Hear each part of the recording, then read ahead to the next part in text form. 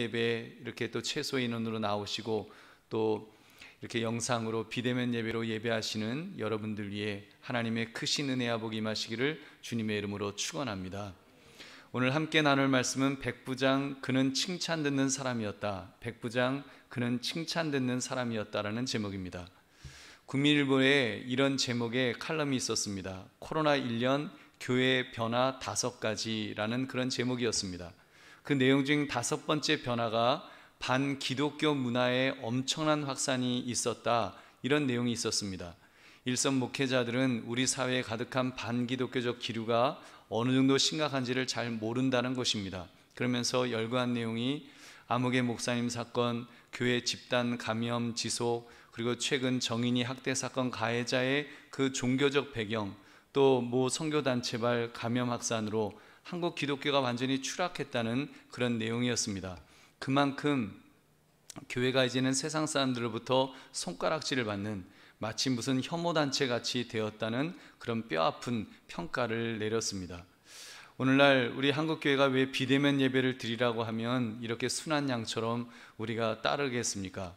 한국교회가 욕을 너무 많이 먹었으니까 복음 전하다 욕먹는 것이야 죽음을 각오할 만한 일이겠지만 우리의 이기심 때문에 또 우리의 죄악 때문에 손가락질 받는 일이 너무 많았기 때문에 이번에 더 조심하는 것입니다. 혹시라도 교회가 감염의 온산지라는 오명을 쓰게 될까 이렇게 노심초사하는 것이 아니겠습니까? 왜 이렇게 교회가 세상으로부터 존경받지 못하는 그런 처지가 되었을까요? 왜 칭찬은커녕 손가락질을 당하는 그런 집단으로 비춰지게 된 것일까요? 너무나도 정말 안타까운 일입니다. 오늘 말씀 백부장 그는 칭찬 듣는 사람이었다, 이 제목을 가지고 우리의 신앙의 모습, 또 한국교회의 신앙의 모습을 이렇게 돌아보시는 이 시간 되시기를 주님의 이름으로 축원합니다. 오늘 읽은 본문의 주인공 백부장의 믿음은 잘 아시는 내용입니다. 이 백부장을 향해 예수님께서 이스라엘 중에서 이만한 믿음을 만나보지 못하노라, 그렇게 할 정도로 칭찬을 아끼지 않으셨습니다. 근데 이 내용을 깊이 들여다보면 참 이상할 정도로 놀라운 사실이 나옵니다. 그것은 백부장이 그 믿음이 어린 초신자였다는 점과 또 그를 직접 만나러 오신 예수님에게 예수님 비대면으로도 충분합니다, 이렇게 말하고 있다는 점입니다. 도대체 어떻게 된 일일까요? 여러분, 이스라엘은 로마의 식민지로 있었고 이 백부장은 이스라엘을 통치하기 위해서 파병된 그런 점령군의 간부였습니다. 그 백부장이 장로들을 통해 예수님에게 부탁을 했습니다. 자기 집에 종이 있는데 그의 병이 위중해서 죽게 됐으니 살려달라는 그런 부탁이었습니다. 아마도 백부장은 굉장히 자상하고 사랑이 많은 사람이었을 것입니다. 그러니까 자기 집에서 일하는 종, 즉 노예의 병을 고쳐보겠다고 이스라엘의 장로들을 통해 예수님에게 부탁한 것이 아닐까요? 그리고 더 놀랍게도 장로들이 팔을 걷어붙이고 도와주려 했다는 사실입니다. 사실 백부장이란 이스라엘을 침략하여 식민지로 삼은 로마의 군인이었습니다. 점령군이었다는 말입니다. 민족 정신이 투철했던 유대인들이라면 더구나 이 장로 같은 지도자급의 사람들은 대부분 반로마 사상을 가지고 있었습니다. 로마를 상대로 항전하려는 마음이 있었을 텐데 이 백부장을 돕겠다고 더군다나 예수님께 찾아와서 이렇게 아쉬운 소리를 했다는 것이 얼마나 놀라운가요? 그 이유를 들어보십시오. 누가복음 7장 5절, 그가 우리 민족을 사랑하고 또한 우리를 위하여 회당을 지었나이다 하니, 이 백부장은 어느 침략자들과는 다르게 그 유대인에게 잘 대해 주었다는 것입니다. 특히 회당을 지어줄 정도로 유대 민족을 사랑하고 존중하고 여호와 하나님에 대한 신앙심을 가지고 있음을 이렇게 증언해 주었던 것입니다. 그만큼 그가 겸손했다는 것이겠죠. 그리고 유대교에 대한 신앙심 또한 무척 깊었음을 이렇게 보여주는 것입니다. 그 이야기를 들은 예수님께서 쾌히 승낙하였습니다. 내가 가서 고쳐주리라. 그리고는 그 백부장의 집을 향해 길을 떠나셨습니다. 그런데 예수님이 자기 집으로 오신다는 소식을 들은 백부장이 예수님께 급히 친구들을 보내었습니다. 본문과 병행이 되는 마태복음에는 백부장이 직접 와서 말씀드렸다고 기록합니다. 마태복음 8장 8절부터 9절, 백부장이 대답하여 이르되 주여 내 집에 들어오심을 나는 감당하지 못하겠사오니 다만 말씀으로만 하옵소서. 그러면 내 하인이 낫게 싸움나이다. 나도 남의 수하에 있는 사람이요 내 아래에도 군사가 있으니 이더러 가라 하면 가고 저더러 오라 하면 오고 내 종도로 이것을 하라 하면 하나이다. 한마디로 예수님 직접 오실 필요 없다는 그런 이야기였습니다. 그냥 말씀만 하셔도, 명령만 하셔도 그대로 나을 줄을 믿는다는 것입니다. 왜요? 자기도 부하들에게 명령을 해보면 그대로 그 명령이 지켜지는 것을 경험했기 때문이라는 것입니다. 여러분, 하물며 예수님은 하나님의 아들이신데 명령만 하시면 하인의 병이 당연히 나을 것을 믿는다고 고백했던 것입니다. 이 예수님께서 그 백부장을 향해 크게 칭찬하였습니다. 누가복음 7장 9절. 예수께서 들으시고 그를 놀랍게 여겨 돌이키사 따르는 무리에게 이르시되 내가 너희에게 이르노니 이스라엘 중에서도 이만한 믿음은 만나보지 못하였노라 하시더라. 아멘. 여러분, 백부장의 믿음이 최고의 믿음이라는 것을 인정해 주셨던 것입니다. 그리고 백부장은 그 종이 회복되는 기적을 체험했습니다. 여러분, 도대체 이 백부장이 어떤 믿음을 가졌길래 이렇게 칭찬을 들을 수 있었던 것일까요? 우리가 세 가지를 살펴보겠습니다. 첫째, 그는 참된 믿음을 가졌기 때문이었습니다. 백문이 불여일견이라는 말이 있죠. 100번 듣는 것보다는 한 번 보는 것이 이렇게 훨씬 좋다는 의미입니다. 정확한 비유는 아닙니다만 우리가 대면 예배를 사모하는 이유도 좀 이와 비슷한 면이 있지 않을까요?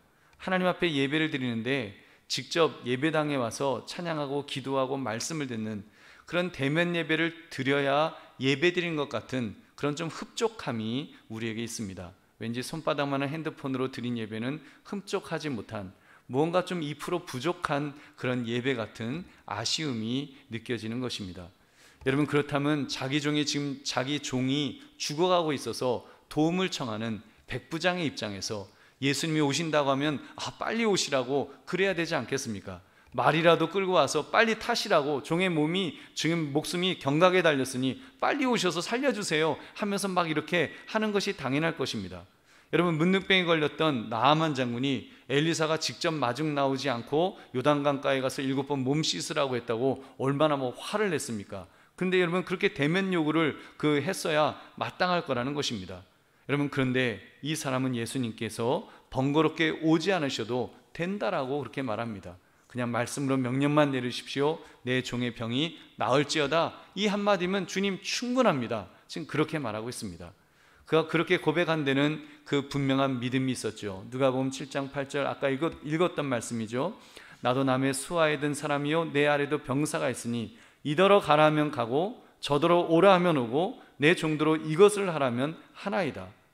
예수님, 백부장인 나도 그렇게 명령하면 착착 되던데 하물며 우주 만물의 주관자가 되시는 예수님께서 정말 당신은 뭔가 특별한 분이신데 나을지어다 명령 내리시면 꼭 직접 방문하지 않으셔도 그렇게 그대로 될 줄로 믿습니다. 종의 병이 나을 줄로 믿습니다 하는 이 고백을 했던 것입니다. 얼마나 멋진 여러분 믿음의 고백입니까? 그렇습니다. 믿음은 그런 것입니다. 믿음은 꼭 직접 눈으로 보아야 하는 것이 아닙니다. 실상으로 증명이 되어야 하는 것도 물론 아닙니다. 히브리서 11장 1절 2절, 믿음은 바라는 것들의 실상이요 보이지 않는 것들의 증거니 선진들이 이로써 증거를 얻었느니라. 여러분, 믿음은 늘 그렇게 이런 원리로 작동을 합니다. 아브라함이 아비 집을 떠나 하나님께서 지시하는 땅으로 가라고 하셨을 때 그는 갈 바를 알지 못하고 갔습니다. 주소도 받지 못했습니다. 내비게이션도 없었습니다. 그냥 딱 한 가지, 하나님의 약속의 말씀, 그것만을 붙들었어요. 내가 젖과 꿀이 흐르는 땅으로 너를 이렇게 인도하리라. 너에게 그 땅을 주겠다. 너의 후손에게 그 땅을 주겠다. 그 약속의 말씀, 그 약속을 믿는 것, 여러분, 그것이 믿음이라는 것입니다. 그때 아브라함은 믿음이 있었기 때문에 실상인 것처럼 붙들었습니다. 믿음을 보이지 않는 것들의 증거로 그렇게 붙들면서 그렇게 나아갔던 것입니다. 여러분, 오늘 본문의 백부장도 마찬가지였습니다. 꼭 예수님이 직접 오시지 않아도 말씀만 하셔도 그 선포된 말씀이 실상이 될 것을, 증거가 될 것을 그렇게 믿었습니다. 즉 예수님의 말씀으로 자기 종이 나을 것을 믿었다는 것입니다. 심지어 오시지 않으셔도 멀리서 원격으로만 말씀하셔도 그리 될 것을 그는 믿었습니다. 그리고 그 종은 그 믿음대로 회복되었습니다. 할렐루야. 여러분, 그래서 우리 예수님께서 내가 이스라엘 중에서도 이만한 믿음을 내가 만나보지 못했다 하시면서 극찬하셨던 것입니다. 우리 사랑하는 성도님들, 이런 점에서 우리도 믿음의 사람으로서 좀 더 큰 믿음을 가지고 그렇게 신앙생활을 했으면 좋겠습니다. 저는 이 말씀을 교회를 책임지고 있는 목사로서 먼저 저에게 한번 적용해 보았습니다. 비대면 예배, 영상으로 드리는 예배에 우리 성도들이 은혜 받지 못하면 어떻게 하나 굉장히 염려가 큽니다. 그러나 오늘 백부장의 믿음을 통해서 그런 확신을 가지려고 합니다. 하나님, 비대면 예배를 드린다고 할지라도 영상으로나마 주님의 백성들이 주님 앞에서 예배 드리면 저들에게 은혜 주실 줄 믿습니다. 설령 제 눈앞에서 우리 성도들이 직접 찬송하시고 직접 말씀을 듣지 못하더라도 핸드폰 영상을 통해서라도 하나님은 은혜 주실 줄 믿습니다. 제가 저부터 그런 믿음을 이렇게 더 가지려고 그렇게 그 결단을 했습니다. 백부장의 집에까지 예수님이 오실 필요가 없으셨듯이 반대로 우리 성도들이 예배당에 앉아있지 못하더라도 영상을 통해 예배를 드리는 그 예배 속에서 하나님은 동일한 은혜와 복을 부어 주실 줄로 믿습니다. 여러분, 저는 우리 성도님들이 이렇게 이 비대면 예배뿐만 아니라 평소에도 정말 우리 삶에도 이런 믿음이 있었으면 좋겠습니다. 때로는 살다 보면 주님이 나에게 가까이 계시지 않는 것 같은 그런 느낌을 가질 때가 있습니다. 주님이 직접 나의 가정에 오셨으면 좋겠다. 주님이 직접 그 직장에 오셔서 내 옆에서 나를 응원해 주셨으면 좀 좋겠다. 여러분, 그런 마음이 들 때가 있어요. 여러분, 근데 뭔가 주님이 나와 멀리 계신 것 같고 나를 좀 이렇게 멀리 하시는 것 같고 나를 사랑하시지 않는 것 같을 때 우리는 섭섭한 그런 마음이 들 때가 있습니다. 여러분, 근데 그런 마음 혹시 우리의 이기적인 욕심은 아닐런지요? 여러분, 오히려 그렇지 않다고 할지라도 주님께서 직접 직장에서 가정에서 음성을 들려주시지 않는다고 할지라도 여러분, 우리는 믿어야 합니다. 우리 주님은 늘 우리와 함께 하시니까요. 우리 주님은 늘 하나님은 하나님으로 늘 그렇게 존재해 오셨으니까요. 그 주님이 영원히 존재하시기 때문에 그 주님이 영원히 하나님은 하나님으로 계시기 때문에 우리는 불안해할 필요가 없습니다. 여러분, 우리는 낙심해서는 안 됩니다. 여러분 잘 아시죠? 예수님의 제자들이 이렇게 풍랑을 만나서 파도와 막 싸우고 있을 때 예수님은 배 뒷부분에서 주무시고 계셨습니다. 그때 제자들이 예수님을 깨우면서 볼멘 소리로 이렇게 소리쳤습니다. 마가복음 4장 38절, 예수님께서는 고물에서 베개를 베고 주무시더니 제자들이 깨우며 이르되 선생님이여, 우리가 죽게 된 것을 돌보지 아니하시나이까 하니 그때 예수님께서 잠에서 깨셨습니다. 바람을 꾸짖으시며 바다더러 잠잠하라 고요하라 하시니 바람이 그치고 아주 잔잔해졌습니다. 그런 후에 예수님께서 제자들을 향해 안타까이 말씀하였습니다. 어찌하여 이렇게 무서워하느냐? 너희가 어찌 믿음이 없느냐? 여러분, 제자들이 예수님이 계신데도 예수님이 잠좀 주무시고 계신다고, 함께하지 않는다고, 그 목소리가 안 들린다고 불안해서 떨었던 그들을 향해서 아직도 믿음이 없는 것을 보시고 책망하셨던 것입니다. 여러분, 믿음은 백부장처럼 하나님의 하나님 되심을 믿는 것입니다. 여러분, 그럼 예수님께서 자기 집에 방문하시건 또는 원격으로 말씀하시건 그냥 이루어질 줄 당연히 믿는 것입니다. 우리도 그런 믿음을 소유한다면 우리가 무엇을 두려워하겠습니까? 나의 형편이 어떠하든지, 나의 처지가 아무리 고단하다고 할지라도, 여러분 심지어 하나님의 함께 하심이 설령 잘 느껴지지 않는다고 할지라도, 특히 이렇게 코로나19 시대에 이 힘든 시간이 점점 길어진다 할지라도 여러분 두려워할 필요가 없습니다. 왜요? 하나님은 여전히 하나님으로 계시기 때문입니다. 그 하나님은 영원하십니다. 그 하나님은 전능하십니다. 그 하나님은 완전하십니다. 그 하나님은 우리를 사랑하고 계십니다. 늘 하나님으로 계시면서 늘 하나님으로 우리를 사랑하시는 것입니다. 여러분, 그러므로 참 믿음을 소유하여 어떤 어려움 속에서도 담대하시기를 주님의 이름으로 축원합니다. 두 번째, 그는 겸손했기 때문이었습니다.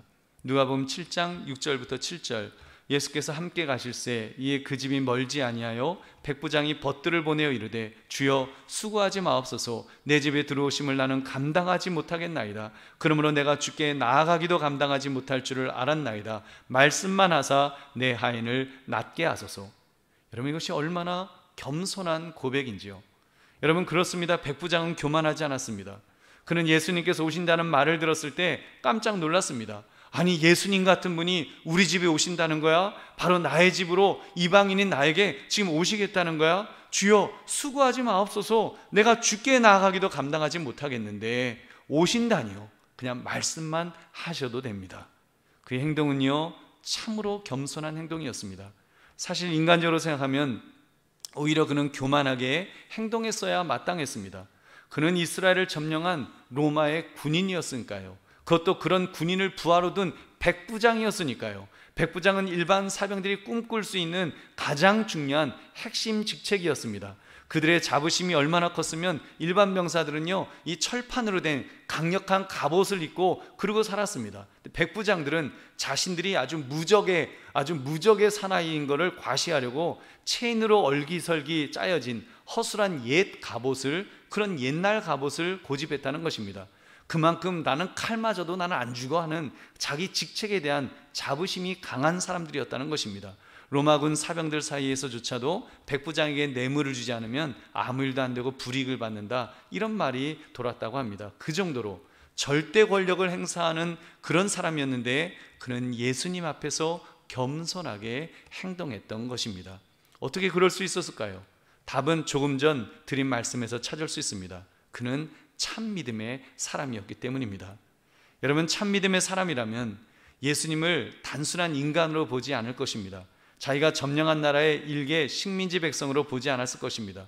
신통력을 갖춘 도사님쯤으로 생각하지도 않았을 것입니다. 그랬다면 당연히 여러분, 마치 나아만 장군처럼 자기 집으로 직접 오시도록 그렇게 했겠지요. 예수가 우리 집에 와서 내 종의 병을 고쳐줘야지, 내가 누군데, 내가 백부장인데, 그럴 수도 있었습니다. 그런데 그의 반응은 정반대였습니다. 로마 황제가 오시는 것도 아니었는데 자기 집에 예수님이 오신다는 말씀에 그렇게 놀라서 사람을 보내고 자기가 직접 달려와서 오실 필요 없다고 그렇게 말했던 것입니다. 하나님의 하나님 되심을, 예수님의 하나님의 아들 되심을 믿었기 때문인 줄로 믿습니다. 여러분, 그렇습니다. 참 믿음을 가진 사람은 하나님 앞에 서는 사람입니다. 코람데오, 라틴어인데요, 그 뜻은 하나님 앞에서라는 뜻입니다. 종교개혁자들은 이 코람데오를 종교개혁의 표 중에 하나로 이렇게 삼았습니다. 하나님 앞에서. 하나님 앞에 선 인간은 여러분, 겸손하지 않을 수가 없습니다.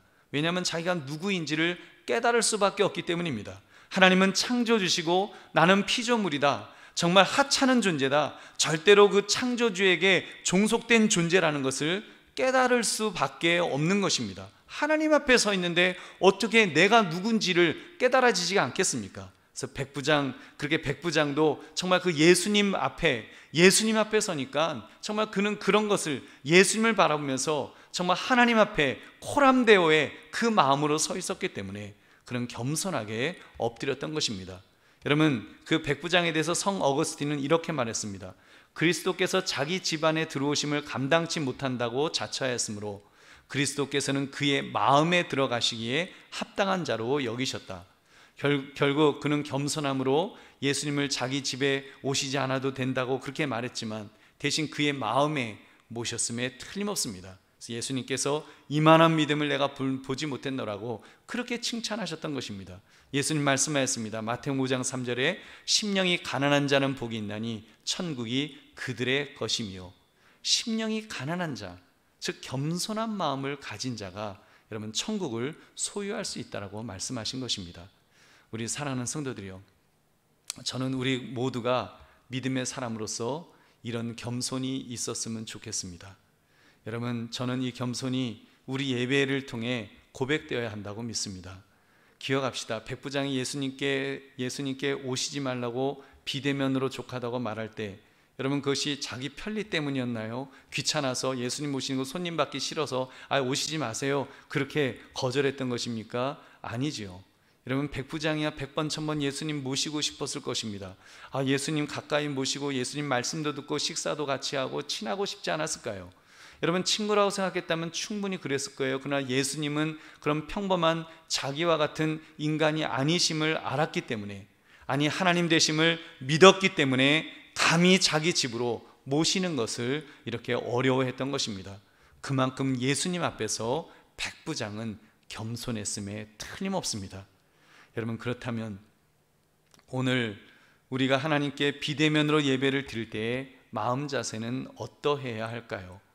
지금이야 코로나19의 확산을 막기 위해서 어쩔 수 없는 선택으로 우리가 비대면 방식의 예배를 드리기도 하고 또 다시 만나기도 하고 계속 이루고 있습니다. 그렇지만 여러분 코로나19가 끝난 다음에, 이제 코로나19가 끝난 다음에는 여러분 우리가 어떨까요? 혹시라도 우리의 편리를 위해서 비대면 예배를 뉴노멀로 새로운 방식의 예배 형태로 그렇게 삼으려 하지 않을까요? 하나님께 예배한다며 나의 편리, 나의 사정을 우선시해 버리지 않겠냐는 것입니다. 지금 그런 거를 계속 지금 그 예배학자들이라든지 이렇게 지금 걱정하고 염려하고 있습니다. 삶의 중심이 그냥 내가 되어서, 내가 인생의 주인이 되어서 내 편리대로 예배를 드리는 그런 형태의 예배가 될까봐 심히 걱정하는 것입니다. 그냥 하나님께서 따라오시라고, 내가 여행을 가야 되겠으니까 외국 호텔 여행지에 와서라도 하나님께서 따라오셔서 비대면 예배를 받으시라고 여러분 우리가 그렇게 말하게 되지는 않을까요? 여러분 그것은 하나님 앞에 겸손하게 서 있는 자의 모습이 결코 아닐 것입니다. 우리 사랑하는 성도들이요, 우리가 하나님 앞에서 정말 겸손하다면 우리가 아무리 힘들어도 괴로워도 교회가 멀어도 추워도 눈이 와도 비가 와도 교회에 와서 대면 예배 드리는 것을 기뻐해야 될 줄로 믿습니다. 주님께 달려오는 수고로움을 내가 주님께 할 수 있는 아주 작은 정성이라고 그렇게 고백할 것입니다. 여러분 생각해 보세요. 만약 대통령을 매주 정례적으로 만나기로 했다면, 내 편리를 위해서 대통령님 제가 지금은 바빠서요 전화로 그냥 오늘은 하죠, 카톡으로 그냥 오늘은 하죠, 여러분 그럴까요? 아닐 거예요. 내 인생 최우선 순위를 대통령 면담으로, 아예 그 시간은 대통령 면담으로 딱 잡아놓고 그 시간은 절대로 안 빼먹을 것입니다. 어김없이 청와대로 달려가서 대통령 만나는 것을 기뻐하고 자랑스러워하고 즐거워할 것입니다. 여러분 하물며 우주 만물을 말씀으로 창조하신 우리 하나님 아버지를 만나는 시간이겠습니까? 여러분 예배는 하나님을 정례적으로 만나기로 한 하나님과의 약속 시간입니다. 그 예배를 내 인생에 가장 귀한 것으로 여겨야 합니다. 그 예배를 내 인생에 가장 감격하는 시간으로 그렇게 여겨야 됩니다. 왜냐하면 하나님께서 나 같은 자를 만나 주시기 때문인 것입니다. 여러분 우리 그 하나님 앞에서 더 겸손해집시다. 그런 마음으로 늘 주님 앞에 이렇게 나아갑시다. 그리고 또 말씀드립니다만, 설령 내가 기도했는데 당장 응답이 없는 것 같다 할지라도 여러분 삐지지 마시고 투정 부리지 말고 우리 감사합시다. 아무리 기도해도 응답이 없다고요? 여러분 기억하십시오. 여러분 응답이 없으셔도 하나님은 하나님이신 줄로 믿습니다. 늘 하나님은 하나님으로 계신 거예요. 하나님이 변하신 것이 아니니까요. 하나님이 능력이 없으신 것이 아니니까요. 그런 하나님께 여전히 내가 기도할 수 있음에 여러분 우리가 그것만으로도 감사해야 됩니다. 바꿔서 생각해 보십시오. 아무리 기도해도 응답이 없다고 우리가 서운해할 것이 아니라, 그렇게 또 부탁하고 또 부탁드리고 또 부탁드려도 또 그렇게 기도하는 대로 나를 내치지 않으심에, 정말 나보고 귀찮다 하지 않으시고 내치지 않으심에 우리가 그것 또한 감사해야 될 줄로 믿습니다. 그 정도로 엎드려야 됩니다. 그 정도로 하나님 앞에 정말 겸손하게 엎드려 기도해야 됩니다. 그런 자를 하나님은 기뻐하시고 은혜와 복을 부어 주십니다. 여러분 그러므로 하나님의 하나님 되심에 하나님 앞에서 늘 겸손하시기를 주님의 이름으로 축원합니다. 세 번째, 그는 이웃사랑을 실천했기 때문이었습니다. 오늘 백부장 사건에서 우리가 자칫 간과할 수 있는 부분이 이웃사랑 섬김의 이런 주제가 아닐런지요. 여러분 백부장이 예수님으로부터 칭찬까지 듣는 큰 믿음의 사람이었다는 것은 뭐 다 잘 아실 것입니다. 근데 사실은 예수님으로부터만 칭찬 들은 것이 아니라 이스라엘 백성들로부터도 칭찬 들었다는 것입니다.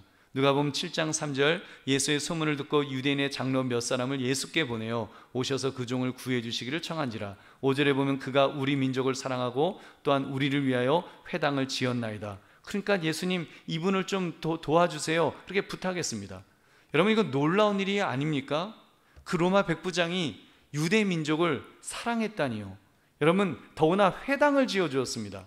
요즘 말로 하면요, 우리말로 하면 일본 순사가 한국 교회를 위해서 예배당을 여러분 지어준 거랑 건축해 준 거랑 같은 것입니다.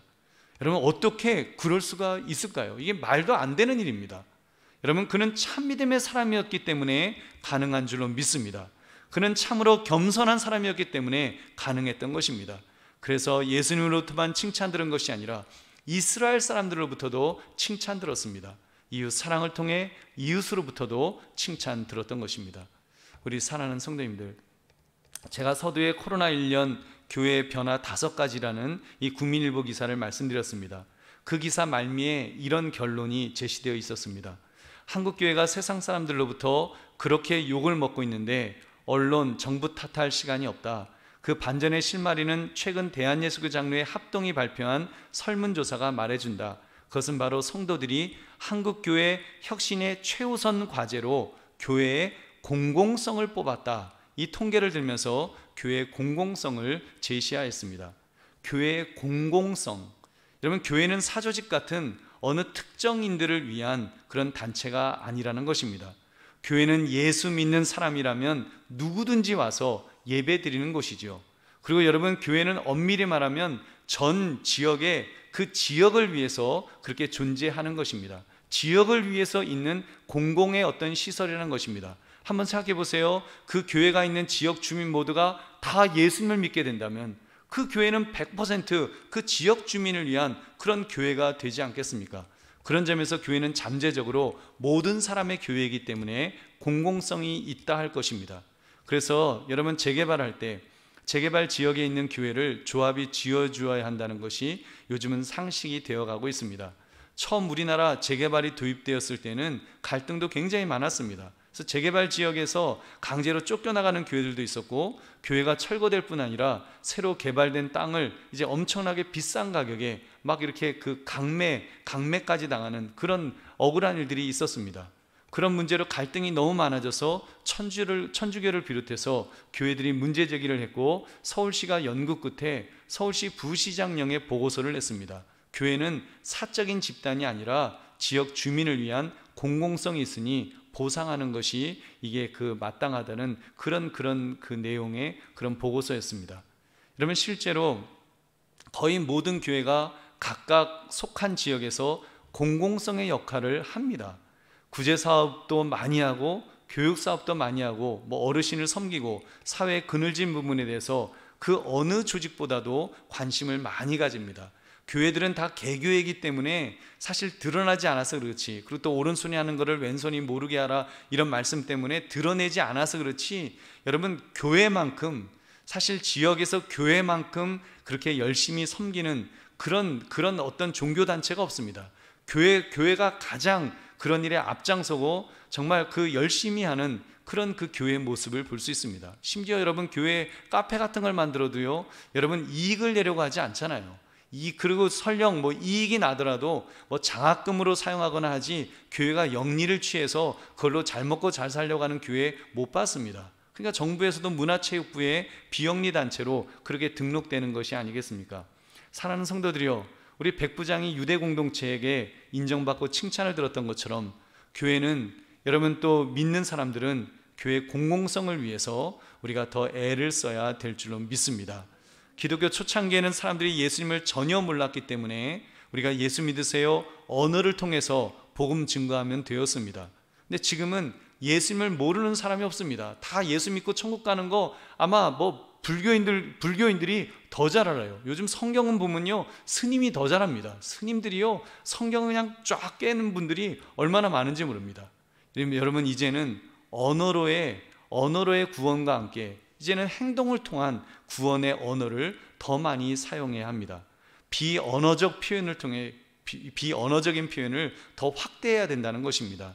그래서 삶을 통해서 하나님의 사랑을 전해야 합니다. 삶을 통해서 정말 우리가 어떻게 구원받았는지 그것을 여러분 인격과 행복과 사랑으로 보여줘야 한다는 것입니다. 그래서 여러분 정말 우리의 사랑을 통해서 하나님의 사랑이 느껴질 수 있도록 그렇게 만들어줘야 될 것입니다. 그래서 여러분 믿음의 사람은 가정적으로도 행복하게 살아야 합니다. 이웃에게 말을 할 때도 거친 단어가 아니라 예쁜 단어로, 저 사람은 역시 예수 믿는 사람답게 뭔가 달라도 다르구나, 수준이 다르구나, 고상하구나, 영적 수준이 높구나, 이런 것들을 그냥 느껴질 수 있도록 그런 삶의 모습이 있어야 되는 것입니다. 그리고 적극적으로 나보다 어려운 이웃에 대해서 더 관심을 가집시다.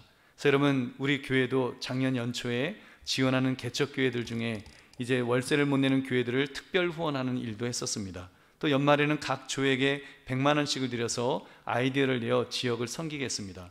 어떤 조는 모자원에 방충망을 설치해드렸고, 어떤 조는 탈북자 단체에 후원금을 보냈고, 어떤 조는 다문화 가정을 후원했고, 또 어떤 조는 노숙자 쉼터를 후원하였습니다. 안수집사에서는 핫팩을 준비해갖고 제일 추울 때 서울역 노숙인들에게 이렇게 전달하는 사역도 하셨습니다.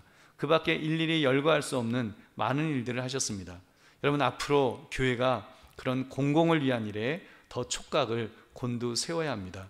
그래서 교회가 사회에서 소외된 분들을 돌보고 그분들을 섬기는 일을 점점 더 많이 해야 합니다.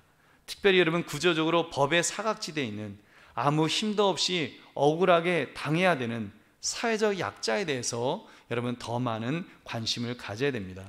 다시는 정인이 사건과 같은 그런 일이 일어나지 않도록 지역 교회들이 더 눈을 크게 뜨고 지켜보아야 됩니다. 그리고 더 이상 고독사로 인해 백골의 시신이 발견되는 일이 없도록 우리 교회들이 공공의 사명을 품어야 될 것입니다. 우리도 보강동이라든지 한남동이라든지 이태원에 대한 그런 책임의식을 가져야 합니다. 여러분 그것이 참 믿음의 사람들의 모습인 줄로 믿습니다. 우리 사랑하는 성도님들, 혹시라도 또 이 교회의 공공성에 대해서 조금 불편하게 생각되는 분들이 계실지도 모르겠습니다. 교회는 복음을 증거하는 곳인데 무슨 사회복지센터 만들려고 합니까? 그렇게 오해하실 수도 있습니다. 여러분 오해하지 마십시오. 교회의 본질은 복음 증거가 맞습니다. 우리는 주님의 대명령을 감당해야 됩니다. 우리는 땅끝까지 복음을 증거해야 되고 정말 제자 삼아서 세례를 베풀고 그들을 가르쳐 지키게 하는 그 일을 우리가 감당해야 됩니다. 목적은 주님의 이 대명령을 수행하는 것이 맞습니다. 다만 그 방법에 있어서 과거처럼 성경만 전달하는 것이 아니라 비언어적인 복음, 착한 행실을 통해 복음을 전하자는 것입니다.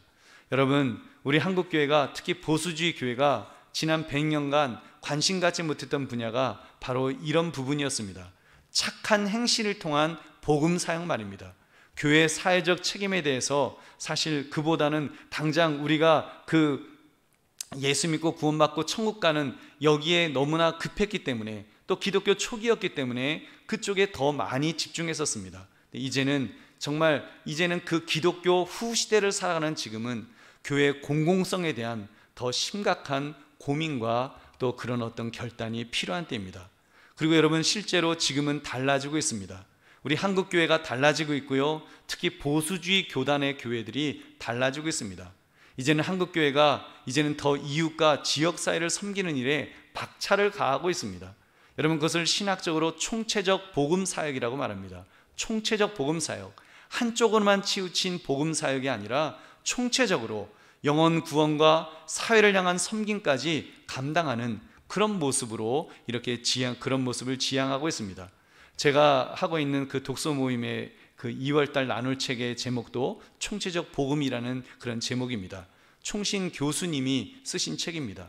그만큼 여러분 사회를 향한 이 책임에 한국교회가 눈을 뜨기 시작했다는 것입니다. 여러분 그러므로 이번 코로나19 사태로 정말 힘들어하는 이때이지만 한국교회가 묵묵해야 될 사명을 감당하실 수 있도록 기도하시고 헌신하시기를 주님의 이름으로 축원합니다. 말씀을 맺습니다. 백부장 그는 칭찬 듣는 사람이었습니다. 여러분 이 제목처럼 우리도 또 한국교회도 칭찬 듣는 사람, 칭찬 듣는 교회가 되어야 합니다. 첫째, 참 믿음으로 하나님의 하나님 되심을 반드시 믿어야 됩니다. 둘째, 겸손이 있어야 됩니다. 하나님 앞에서 겸손하고 이웃들 앞에서 또한 겸손해야 됩니다. 여러분, 특별히 셋째, 이웃사랑을 실천해서 이제는 세상으로부터도 인정받고 칭찬 들을 수 있는 그런 성도, 그런 교회가 되어야 됩니다. 그래야 닫혀진 복음의 문이 활짝 열리게 될 줄로 믿습니다. 닫혀진 교회 복음의 문을 열 수 있기 위해서 정말 교회의 공공성이 회복되어서 더 지역을 섬기고 사회를 섬기고 정말 하나님의 공의가, 하나님의 의가, 하나님의 사랑이 이 땅에 그렇게 뿌리내릴 수 있도록 우리가 애쓰는 그 일에 우리가 최선을 다해야 될 것입니다. 그런 말씀의 제목, 백부장 그는 칭찬 듣는 사람이었다는 제목처럼 주님으로부터 그리고 세상으로부터도 칭찬 들으시는 우리 모두가 되시기를 주님의 이름으로 축원합니다. 우리 함께 기도하겠습니다. 오늘